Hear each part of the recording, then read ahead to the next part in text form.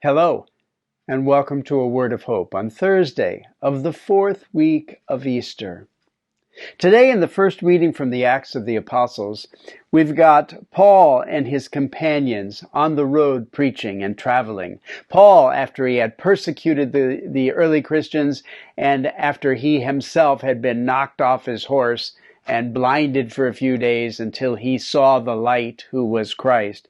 Paul now becoming a powerful, powerful preacher among the early Christians. And he's on his way to Perga in Pamphylia. And there, he's in the temple, and the temple priests are reading the scriptures, reading the law, reading the prophets. And at the end of it, one of them says, "My brothers, if one of you has a word of exhortation for the people, please speak." And Paul gets up, and he gives this wonderful history of Israel, salvation history, and how God had acted in their lives up to Jesus. Of course, trying to bring the Jews in the temple to understanding of Jesus. And he says, God chose the people of Israel. God accompanied them out of the land of Egypt. And then I love this one line he says, and for about 40 years, he put up with them in the desert.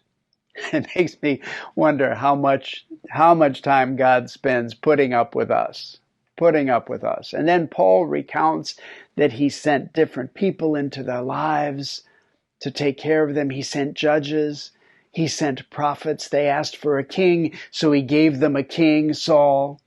And then after that, he says, he raised up David as their king.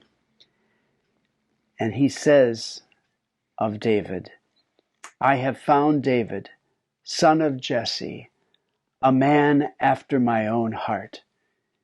He will carry out my every wish. That line stuck with me the most today.